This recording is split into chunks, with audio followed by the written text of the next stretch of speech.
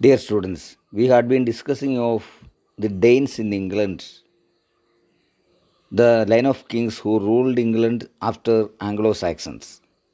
And today we discuss of England under the Normans. Soon after the death of Hardicanute in 1042, the Witan chose the youngest son of Ethelred the Unready, who became in history Edward the Confessor. അതായത് ഡെയിൻസിൻ്റെ ഭരണകാലഘട്ടം വളരെ ചുരുങ്ങിയതാണ് എന്ന് നമ്മൾ കഴിഞ്ഞ ക്ലാസ്സിൽ കണ്ടിരുന്നു. ഡെയിൻസിൻ്റെ ഭരണകാലഘട്ടത്തിന് ശേഷം England ഭരിച്ച രാജവംശം അറിയപ്പെടുന്നത് നോർമൻസ് എന്നായിരുന്നു. അപ്പോൾ 1042 അവസാനത്തെ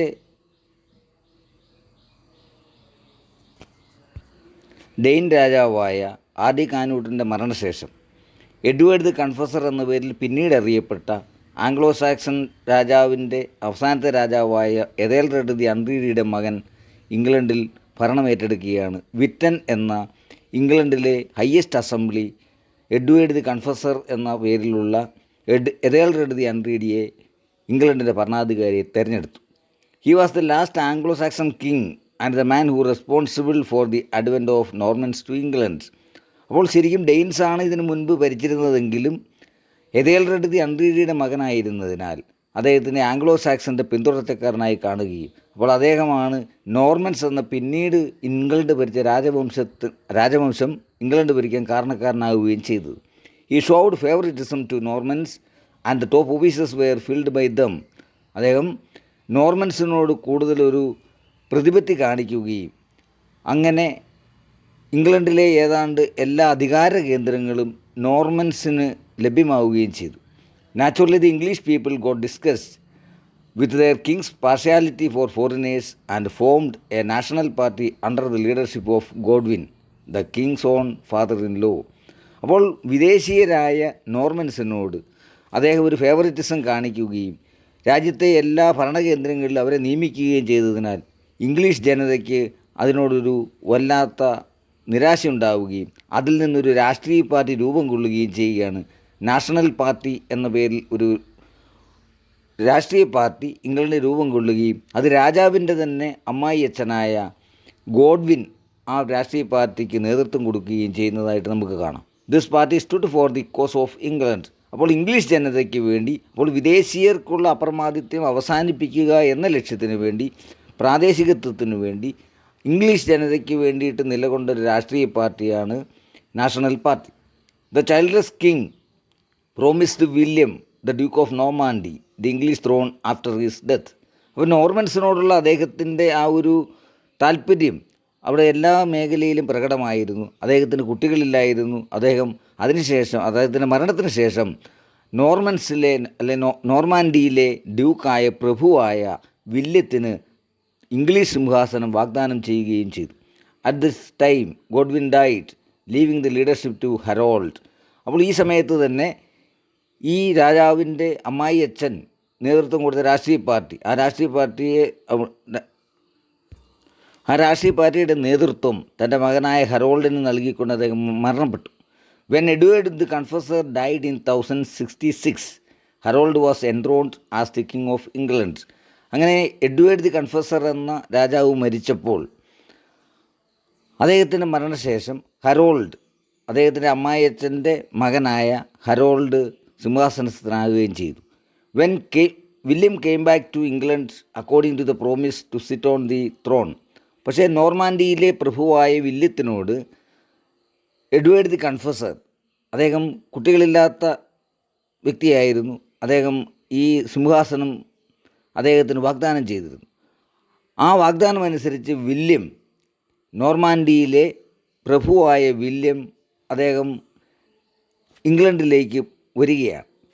but now there had to be a fight between Harold and William. പക്ഷേ എഡ്വേർഡ് ദി കൺഫസറിന് ശേഷം ഹരോൾഡ് അധികാരത്തിലെത്തുകയും ആ അധികാരത്തിൽ നിന്ന് അദ്ദേഹത്തെ പുറത്താക്കുവാൻ എഡ്വേർഡ് ദി കൺഫസർ സിംഹാസനം വാഗ്ദാനം ചെയ്ത വില്യം വരികയും അങ്ങനെ അവിടെ ഒരു ഫൈറ്റ് ഇവർ തമ്മിലുണ്ടാവുകയും ചെയ്തു. In the Battle of Hastings in 1066, William defeated Harold and he was declared by Witan the lawful king of England. അങ്ങനെ നോർമാൻഡിയിൽ നിന്നും വന്ന പ്രഭുവായ വില്യം ഹരോൾഡിനെ പരാജയപ്പെടുത്തിക്കൊണ്ട് 1066 ഇംഗ്ലണ്ടിൽ നോർമൻസിൻ്റെ ഭരണം സ്ഥാപിക്കുകയാണ്. The Norman conquest was a turning point in the history of England. നോർമൻസിൻ്റെ ഭരണകാലഘട്ടം ഇംഗ്ലണ്ടിനെ സംബന്ധിച്ചൊരു നാഴികക്കല്ലായിരുന്നു. Marked changes occurred in social, political and literary life of the England. അപ്പോൾ ഇംഗ്ലണ്ടിൻ്റെ സാമൂഹിക വ്യവസ്ഥിതിയിൽ ഒരുപാട് മാറ്റങ്ങൾ കൊണ്ടുവരുവാൻ നോർമൻസ് എന്ന രാജവംശത്തിന് സാധിച്ചു.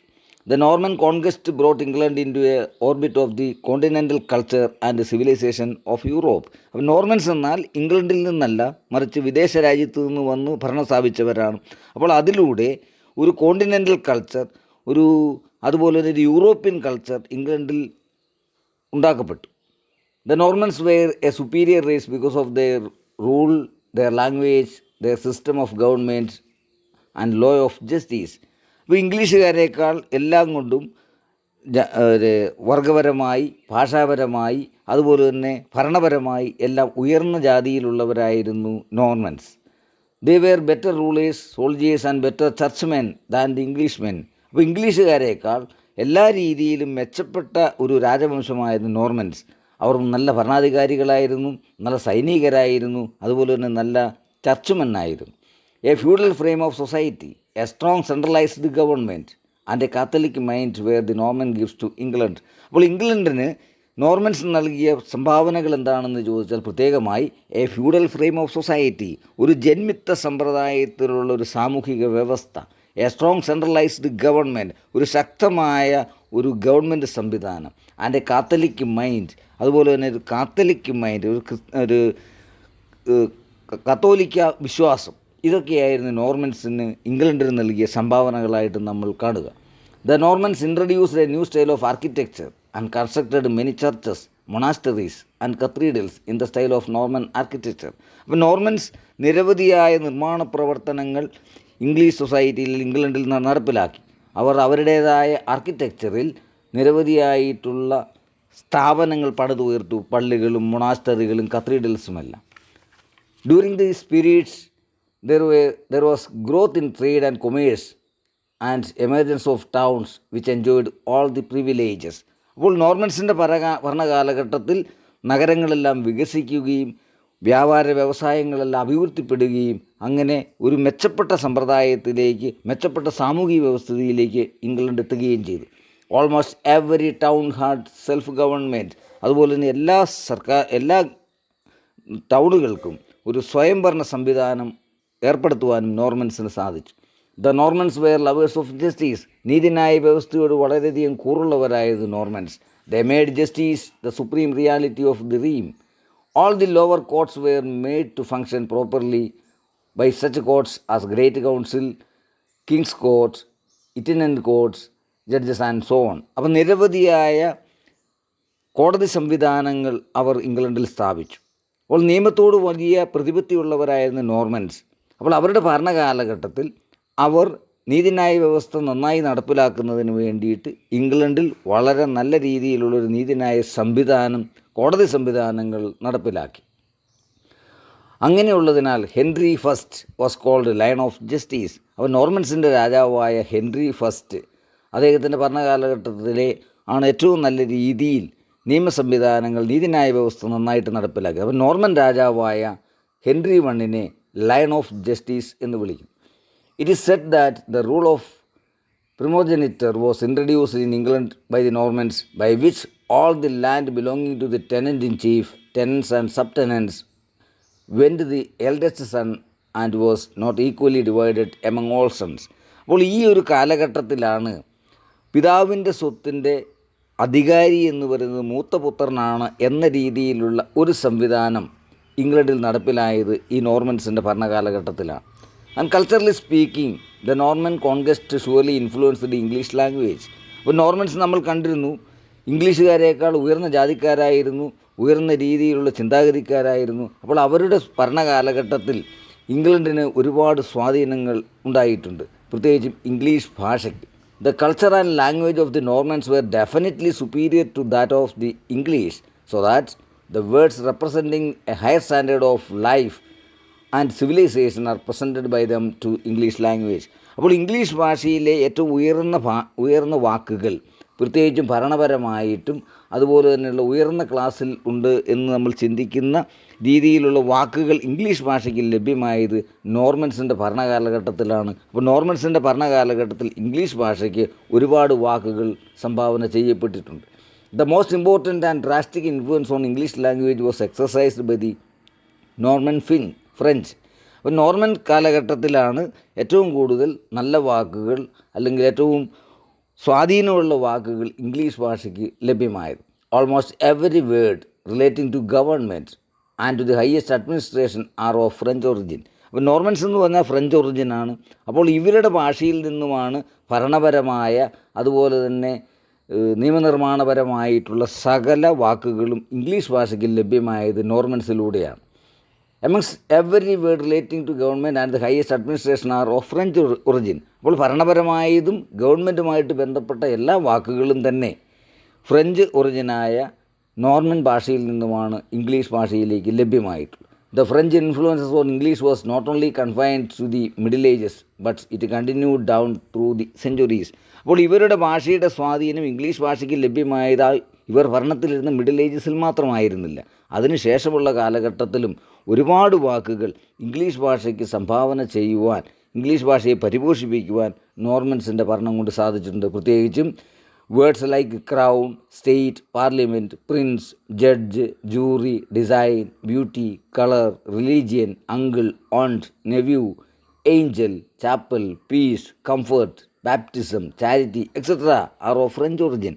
അപ്പോൾ ഫ്രഞ്ച് ഭാഷയായ അല്ലെങ്കിൽ ഫ്രഞ്ച് ഭാഷ ഉപയോഗിച്ചുകൊണ്ടിരുന്ന നോർമൻസ് അവരുടെ ആ സ്വാധീനം ഇംഗ്ലീഷ് ഭാഷയിൽ വളരെയധികമാണ്. ഇന്ന് നമ്മൾ ഉപയോഗിച്ചുകൊണ്ടിരിക്കുന്ന ഏതാണ്ട് എല്ലാ അപ്പർ ക്ലാസ് എന്ന് വിശേഷിപ്പിക്കാവുന്ന പദങ്ങൾ മുഴുവൻ, പ്രത്യേകിച്ചും ഭരണവുമായി ബന്ധപ്പെട്ട അല്ലെങ്കിൽ രാഷ്ട്രത്തിൻ്റെ മറ്റ് പ്രവർത്തനങ്ങളുമായി ബന്ധപ്പെട്ട വാക്കുകളെല്ലാം ഇംഗ്ലീഷ് ഭാഷയ്ക്ക് ലഭ്യമായത് നോർമൻസിൻ്റെ ഭരണകാലഘട്ടത്തിലാണ്. നോർമൻസിൻ്റെ ഫ്രഞ്ച് ഭാഷയിൽ നിന്നുമാണ് ഇംഗ്ലീഷ് ഭാഷയ്ക്ക് ലഭ്യമായിട്ടുള്ളത്. ഇപ്പോൾ നമ്മൾ കണ്ട നിരവധിയായ വാക്കുകൾ എല്ലാ കാലഘട്ടങ്ങളിലും ഇംഗ്ലീഷ് ഭാഷയിൽ ഉപയോഗിക്കുന്ന ഈ വാക്കുകൾ ഫ്രഞ്ച് ഒറിജിനാണ് നോർമൻസിൻ്റെ ഭരണകാലഘട്ടത്തിൽ ഇംഗ്ലീഷ് ഭാഷയ്ക്ക് ലഭ്യമായതാണ്.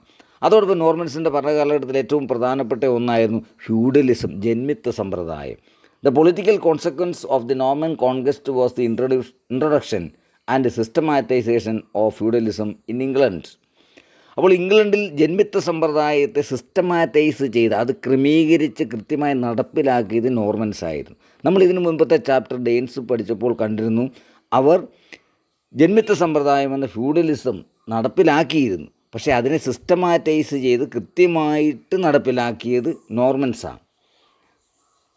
Four about 400 years from 1066 to 1485 feudalism decided the history of England.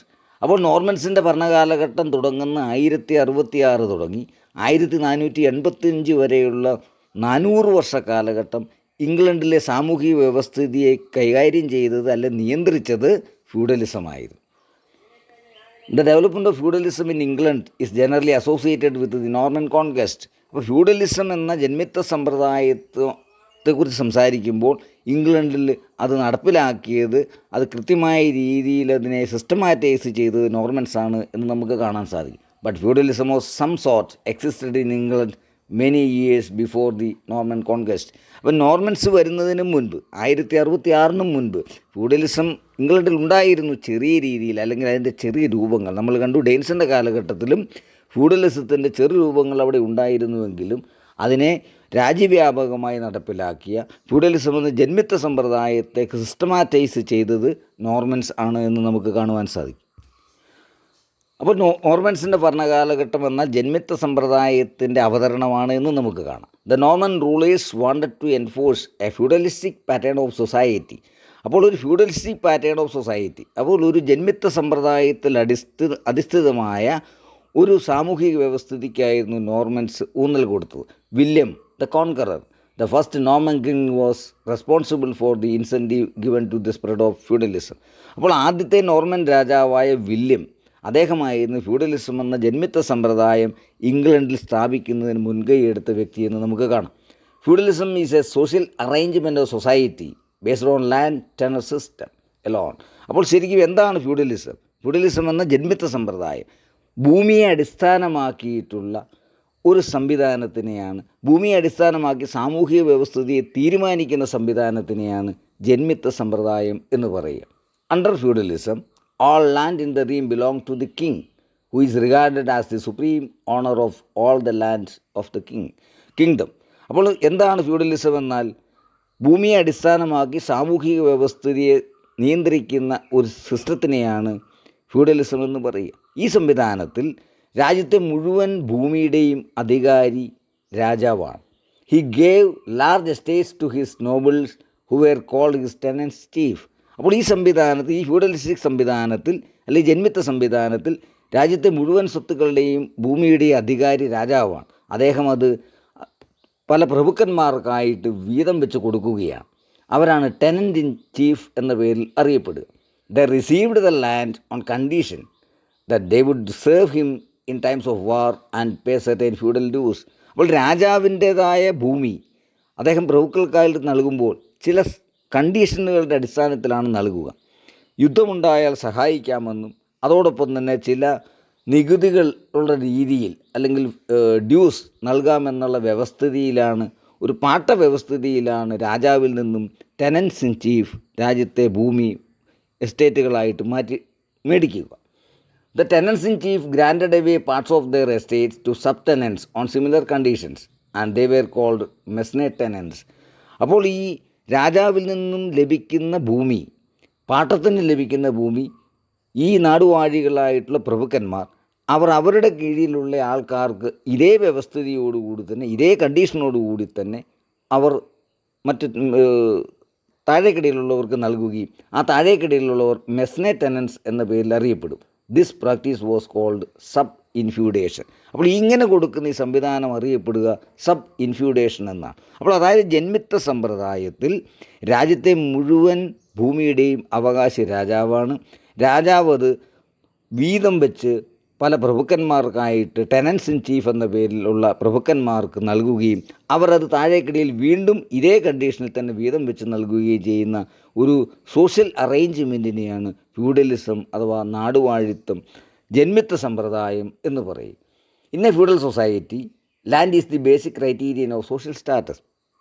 അപ്പോൾ അങ്ങനെയുള്ള ഒരു ജന്മിത്ത സമ്പ്രദായം നിലനിൽക്കുന്ന ഒരു രാജ്യത്ത് സമൂഹത്തിലെ ജനങ്ങളുടെ സോഷ്യൽ സ്റ്റാറ്റസ് തീരുമാനിക്കുക ഭൂമിയാണ്, ഭൂമിയുടെ ഉടമസ്ഥതയാണ്. അപ്പോൾ ഭൂമിയുടെ ഉടമസ്ഥനായിട്ടുള്ളവന് സമൂഹത്തിൽ ഉന്നത സ്ഥാനം ലഭിക്കുന്ന ഒരു സംവിധാനമാണ് ജന്മിത്ത സമ്പ്രദായം എന്ന് പറയും. The subtenants keeping some portions of the land for themselves gave the rest to other tenants who were called villeins or serfs. അപ്പോൾ രാജാവിൽ നിന്നും ടെനൻസ് ഇൻ ചീഫിന് ലഭിക്കുകയും അവരിൽ നിന്നും മെസ്നെ ടെനൻസിന് ലഭിക്കുകയും അവരത് താഴേക്കിടയിലുള്ള കൃഷിക്കാരായിട്ടുള്ള താഴേക്കിടയിലുള്ള ആൾക്കാർക്ക് ഈ ഭൂമി അവർ പാട്ടത്തിനായിട്ട് നൽകുകയും ചെയ്യും. ഉടമസ്ഥാവകാശമല്ല, പാട്ടത്തിനായിട്ട് നൽകുകയും ചെയ്യും. അങ്ങനെ ആ പാട്ടകൃഷി നടത്തുന്ന താഴേക്കിടയിലുള്ള ജനങ്ങൾ അറിയപ്പെടുക വില്ലൻസ് അല്ലെങ്കിൽ സെർഫ്സ് എന്നാണ്. The village of serfs were completely at the mercy of their masters. അപ്പോൾ ഈ താഴേക്കിടയിലുള്ള കൃഷിക്കാർ, പാട്ടത്തിനടുത്ത ഭൂമിയിൽ കൃഷി ചെയ്യുന്ന കൃഷിക്കാർ, അവരെപ്പോഴും അവർക്ക് മുകളിലുള്ള നാടുവാഴികളുടെ കൃപയാലും കരുണയാലും കഴിയേണ്ട ഒരവസ്ഥയായിരുന്നു ഉണ്ടായിരുന്നത്. The whole arrangement resembled a pyramid with a large number of village at the bottom and the king at the top of the entire socio economic structure of feudalism. അപ്പോൾ ഈ സംവിധാനം എന്ന് പറയുന്നത് ഒരു പിരമിഡ് പോലെയാണ്. ഒരു പിരമിഡ് പോലെ ഏറ്റവും ടോപ്പിൽ രാജാവും അതിന് താഴെ ടെനൻസ് ഇൻ ചീഫും അതിന് താഴെ മെസ്നെ ടെനൻസും, അപ്പോൾ അതിന് താഴെ ഏറ്റവും അധികമായിട്ടുള്ള സാധാരണ കൃഷിക്കാരായിട്ടുള്ള സാധാരണക്കാരായിട്ടുള്ള ഭൂമിയുടെ ഉടമസ്ഥാവകാശം ഇല്ലാത്ത വില്ലേൻസ് എന്ന പേരിലുള്ള ദുരിതമനുഭവിക്കുന്ന പാട്ടക്കാരായിട്ടുള്ള അടിയാന്മാരായിട്ടുള്ള കുടിയാന്മാരായിട്ടുള്ള ഒരു വിഭാഗമുള്ള ഒരു പിരമിഡ് പോലുള്ള ഒരു സാമൂഹിക വ്യവസ്ഥിതിക്ക് പറയുന്ന പേരാണ് ഫ്യൂഡലിസം. അപ്പോൾ ജന്മിത്ത സമ്പ്രദായം എന്നാൽ രാജ്യത്തെ എല്ലാ ഭൂമിയുടെ അവകാശം രാജാവിനും അദ്ദേഹം അത് വീതം വെച്ച് നാടുവാഴികൾക്ക് നൽകുകയും അവരത് വീതം വെച്ച് പിന്നീടുള്ളവർക്ക് നൽകുകയും ഏറ്റവും താഴെയുള്ള കർഷകരായിട്ടുള്ള കൃഷി ചെയ്യാൻ വേണ്ടിയിട്ടുള്ളവർക്ക് ഉടമസ്ഥാവകാശം ഇല്ലാതെ ഭൂമി കൊടുക്കുകയും ചെയ്യുന്ന ആ ഒരു സംവിധാനത്തിനെയാണ് ഫ്യൂഡലിസം എന്ന് പറയുക. ഇംഗ്ലണ്ടിൽ നോർമൻസിൻ്റെ വരവിന് മുൻപേ തന്നെ, പ്രത്യേകിച്ചും ഡെയിൻസിൻ്റെയൊക്കെ കാലഘട്ടത്തിൽ തന്നെ ഫ്യൂഡലിസം ഉണ്ടായിരുന്നു എന്ന് നമ്മൾ കണ്ടു. പക്ഷേ അതിനെ സിസ്റ്റമാറ്റൈസ് ചെയ്ത് കൃത്യമായ രീതിയിൽ ജന്മിത്വ സമ്പ്രദായം നടപ്പിൽ വരുത്തിയത് നോർമൻസ് ആയിരുന്നു. ആ നോർമൻസിൻ്റെ ആദ്യത്തെ രാജാവായിരുന്നു William first. English feudalism underwent certain changes during the reign of William the Conqueror. These changes were affected by the Oath of Salisbury and Doomsday Book. അപ്പോൾ വില്യം ഈ ഫ്യൂഡലിസ്റ്റിക് പാറ്റേൺ ഓഫ് സൊസൈറ്റി ഉണ്ടാക്കിയത്, ജന്മിത്വ സമ്പ്രദായം ഇംഗ്ലണ്ടിൽ നടപ്പിലാക്കിയത് ചില സംവിധാനങ്ങളിലൂടെയായിരുന്നു. അദ്ദേഹം നടപ്പിലാക്കിയ 2 സംവിധാനങ്ങളായിരുന്നു, ഒന്ന് ഓത്ത് ഓഫ് സാലിസ്ബറിയും മറ്റൊന്ന് ഡൂംസ്ഡേ ബുക്കും. William was a shrewd king and took steps to check the power of the barons and to bring them under control. അപ്പോൾ ശരിക്കും ഒരു കൗശലക്കാരനായ ഒരു രാജാവായിരുന്നു William the first Norman king. അപ്പോൾ അദ്ദേഹത്തിന് അറിയാമായിരുന്നു ഈ പ്രഭുക്കന്മാരെ നിലയ്ക്ക് നിർത്തുവാൻ ഏത് രീതിയിലുള്ള സംവിധാനങ്ങൾ കൊണ്ട് സാധിക്കും എന്ന് അദ്ദേഹം മനസ്സിലാക്കി. അതനുസരിച്ച് he changed the pattern of relationship between the Wasl and the king. He demanded that all landholders should meet him at a place called Salisbury to swear an oath of fealty to him, that they would be faithful to him against all other men. അപ്പോൾ William എന്ന നോർമൻസിലെ ആദ്യത്തെ രാജാവ് ഒരു feudal society സ്ഥാപിക്കുന്നതിന് മുന്നേ അദ്ദേഹം മനസ്സിലാക്കി നാടുവാഴികൾ അല്ലെ ഭൂവുടമസ്ഥരാണ് രാജ്യത്തെ ഏറ്റവും അധികം ശക്തരായിട്ടുള്ളത്. അപ്പോൾ അവർക്ക് താഴേക്കിടയിലുള്ള ജനങ്ങളുമായി നേരിട്ട് ബന്ധമുണ്ട്. അപ്പോൾ രാജാവിനും താഴേക്കിടയിലുള്ള ജനങ്ങൾക്കും തമ്മിൽ യാതൊരു ബന്ധവുമില്ല. അപ്പോൾ നാടുവാഴികളിലൂടെയുള്ള ബന്ധമാണ് താഴേക്കിടയിലുള്ള പ്രജകളുമായിട്ട് രാജാവിനുള്ളത്. അപ്പോൾ അത് മാറ്റുവാൻ, ഇങ്ങനെയുള്ള ഈ ഇടപ്രഭുക്കന്മാരുടെ ശക്തി കുറയ്ക്കുവാൻ വേണ്ടി അദ്ദേഹം തീരുമാനിക്കുകയും അതിനുവേണ്ടി അദ്ദേഹം പറയുകയാണ്, ഒരു ഓത്ത്, ഒരു പ്രതിജ്ഞ എടുക്കണം എല്ലാവരും. അപ്പോൾ സാലിസ്ബറി എന്ന സ്ഥലത്ത് എല്ലാവരും ഒത്തുചേരണമെന്നും ആ ഒത്തുചേർന്ന് സാലിസ്ബറിയിൽ വെച്ച് രാജാവിനോടുള്ള വിധേയത്വം എല്ലാവരും പ്രകടിപ്പിക്കണം എന്നുമാണ് അദ്ദേഹത്തിൻ്റെ ആദ്യത്തെ ഡിമാൻഡ്. അപ്പോൾ അങ്ങനെ എല്ലാ ലാൻഡ് ഹോൾഡേഴ്സും സാലിസ്ബറി എന്ന സ്ഥലത്ത് വരണമെന്നും അവരുടെ പ്രതിബദ്ധത, രാജാവിനുള്ള പ്രതിബദ്ധത പ്രഖ്യാപിക്കണമെന്നും പറയുന്ന ആ ഒരു ചടങ്ങിനെയാണ് ഓത്ത് ഓഫ് സാലിസ്ബറി എന്ന് പറയുക. അപ്പോൾ വില്യം ഫസ്റ്റ് എന്ന രാജാവ് എല്ലാ ഭൂവുടമസ്ഥരോടും സാലിസ്ബറിയിൽ എത്തണമെന്നും അവിടെ വെച്ച് രാജാവിനോട് പ്രതിബദ്ധത പ്രഖ്യാപിക്കണമെന്നും പറയുന്ന ആ ഒരു സംഭവത്തിനെയാണ് ഓത്ത് ഓഫ് സാലിസ്ബറി എന്ന് നമ്മൾ കണ്ടു. അത് നടന്നത് 1086. The significance of the oath is that it established a direct tie between the king and all his ടെനൻസ്.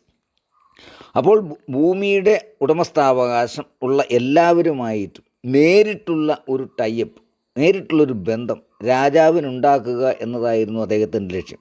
അല്ലെങ്കിൽ എന്തായിരുന്നു സംഭവിക്കുക? രാജാവിൻ്റെ സ്വത്ത് നാടുവാഴികൾക്ക് കൊടുക്കുന്നു, നാടുവാഴികൾ അത് മറ്റുള്ളവർക്കായിട്ട് വീതം വെച്ച് നൽകുകയും പാട്ടത്തിന് കൊടുക്കുകയും, അപ്പോൾ അവരാണ് രാജ്യത്തിൻ്റെ അധികാരം കൈയാളുകയും ചെയ്യുന്ന വ്യവസ്ഥിതി ഉണ്ടായിരുന്നു. അത് മാറ്റി രാജാവിന് അധികാരം പൂർണ്ണമായി ലഭ്യമാകുവാൻ എല്ലാ ലാൻഡ് ഹോൾഡേഴ്സും ഈ സ്ഥലത്ത് വരികയും രാജാവിനുള്ള വിധേയത്വം പ്രഖ്യാപിക്കുകയും ചെയ്യണമെന്ന ഒരു പ്രഖ്യാപനമായിരുന്നു വില്യം ഫസ്റ്റ് ഈ ഓത്ത് ഓഫ് സാലിസ്ബറിയിലൂടെ നടത്തിയത്. After the oath of Salisbury, the nobles were no longer so dangerous as they were not sure of their vassal support, and this was the real difference between the English and continental feudalism. അപ്പോൾ ശരിക്കും എല്ലാ പാട്ടക്കാരും അല്ലെങ്കിൽ എല്ലാ ഭൂവുടമസ്ഥരുമായ രാജാവിന് നേരിട്ടുള്ള ബന്ധമാവുകയും അപ്പോൾ ഇടനിലക്കാരായ നാടുവാഴികളുടെ ആ ഒരു അപ്രമാദിത്വം ഇല്ലാതാക്കുവാനും ഈ ഓത്ത് ഓഫ് സാലിസ്ബറിയിലൂടെ സാധിച്ചു എന്നതാണ് നമ്മൾ കാണുക. അതോടുകൂടി ഈ നാടുവാഴികൾ എന്ന ഈ ഭരണത്തിന് ഇടയിലുള്ള രാജാവിനേക്കാൾ ഭരണം കൈയാളുന്ന വിഭാഗം അവർ ഭീതിയിലാവുകയും, കാരണം എല്ലാവർക്കും നേരിട്ട് രാജാവുമായിട്ട് ബന്ധം, പണ്ട് അങ്ങനെയായിരുന്നില്ല, നാടുവാഴികളുമായിട്ട് ബന്ധം, നാടുവാഴികൾക്ക് രാജാവുമായിട്ട് ബന്ധം എന്ന ഒരു സംവിധാനത്തിൽ നിന്നും മാറി നേരിട്ട് ലാൻഡ് ഓണേഴ്സിനെല്ലാം രാജാവുമായിട്ടുള്ള ബന്ധം വന്നപ്പോൾ അവർ എത്ര കാലം നമ്മളെ സപ്പോർട്ട് ചെയ്യുമെന്ന് അറിയത്തില്ലാത്തതിനാൽ ഈ നാടുവാഴികൾ രാജാവിന് പിന്നീട് ഒരു ഭീഷണിയായി മാറിയില്ല. One of the important steps taken by William to check the baronial system was to make a detailed record of the land belonging to each tenant of the king and feudal dues he had to pay. അപ്പോൾ നമ്മൾ കണ്ട് ഫ്യൂഡലിസ്റ്റിക് pattern of സൊസൈറ്റിയുടെ പ്രത്യേകത എന്താണ്? രാജ്യത്തെ മുഴുവൻ ഭൂമിയും രാജാവിൽ അധിഷ്ഠിതമാണ്, അല്ലെ രാജാവാണ് അതിൻ്റെ ഉടമസ്ഥ. അത് അദ്ദേഹം നാടുവാഴികൾക്കായി വീതം വെച്ച് കൊടുക്കുകയാണ്. അപ്പോൾ വില്യം ദി കോൺകറർ, ആദ്യത്തെ നോർമൻ രാജാവ് ചെയ്തത് ഈ ഫ്യൂഡലിസ്റ്റിക് സിസ്റ്റത്തെ സിസ്റ്റമാറ്റൈസ് ചെയ്യുകയായിരുന്നു. അദ്ദേഹം ആദ്യമായിട്ട് തന്നെ ചെയ്ത് നമ്മളുണ്ട് ഓത്ത് ഓഫ് സാലിസ്ബറി, അതോടൊപ്പം ഡൂംസ് ഡേ ബുക്ക് എന്നൊരു സംവിധാനം, അതായത് എല്ലാത്തിനും കൃത്യമായ രേഖകൾ ഉണ്ടാവുക എന്നൊരു സംവിധാനം അദ്ദേഹം നടപ്പിൽ വരുത്തി. അതായത് നാടുവാഴികൾ രാജാവിന് കൊടുക്കേണ്ട ഡ്യൂസ് കൃത്യമായി നടക്കപ്പെടുന്നുണ്ടോ, എത്രമാത്രം ഭൂമി ഓരോ നാടുവാഴിയുടെയും കീഴിലുണ്ട് എന്നതിനെ സംബന്ധിച്ച് കൃത്യമായൊരു റെക്കോർഡ് തയ്യാറാക്കുകയായിരുന്നു അദ്ദേഹം ചെയ്തത്.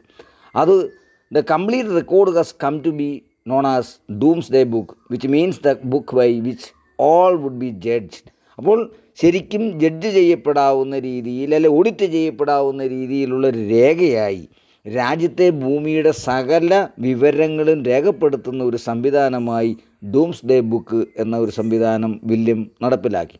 അപ്പോൾ ഫ്യൂഡലിസ്റ്റിക് സംവിധാനം, അല്ലെ ഫ്യൂഡലിസം, ഇംഗ്ലണ്ടിൽ ഡെയിൻസിൻ്റെയൊക്കെ കാലഘട്ടത്തിൽ ഉണ്ടായിരുന്നുവെങ്കിലും അതിനെ സിസ്റ്റമാറ്റൈസ് ചെയ്തതും അത് വളരെ കൃത്യമായ രീതിയിൽ നടപ്പിലാക്കിയതും നോർമൻസ് ആയിരുന്നു. അപ്പോൾ നോർമൻസിൻ്റെ ആദ്യത്തെ രാജാവായ വില്യം ദി കോൺകറർ, അദ്ദേഹം 2 സംവിധാനങ്ങളിലൂടെ ജന്മിത്ത സമ്പ്രദായത്തെ വളരെ സിസ്റ്റമാറ്റിക്കായിട്ട് ഏതാണ്ട് 400 വർഷ കാലഘട്ടം ഇംഗ്ലണ്ടിൽ നടപ്പിൽ വരുത്തി.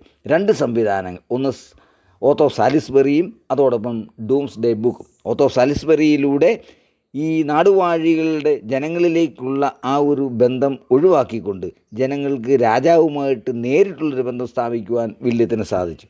അതോടൊപ്പം തന്നെ എത്രമാത്രം ഭൂമി ഓരോ നാടുവാഴിയുടെ കീഴിലുണ്ടെന്നും എത്രമാത്രം ഡ്യൂസ് രാജാവിന് അവർ നൽകാനുണ്ടെന്നും കൃത്യമായി രേഖപ്പെടുത്തുന്ന, ഓഡിറ്റ് ചെയ്യാവുന്ന രീതിയിലുള്ള ഒരു റെക്കോർഡ്, ഒരു കൃത്യമായ വിവരം അത് രേഖപ്പെടുത്തുന്ന ഒരു സംവിധാനവും അദ്ദേഹം നടപ്പിലാക്കി. അപ്പോൾ ഈ 2 സംവിധാനത്തിലൂടെ, ഓത്ത് ഓഫ് സാലിസ്ബറിയിലൂടെയും ഡൂംസ് ഡേ ബുക്കിലൂടെയും, നോർമൻസ് വളരെ കൃത്യമായ രീതിയിൽ ഫ്യൂഡലിസ്റ്റിക് സംവിധാനം അതുപോലെ ജന്മിത്ത സമ്പ്രദായം ഇംഗ്ലണ്ടിൽ ശക്തമായി നടപ്പിലാക്കി.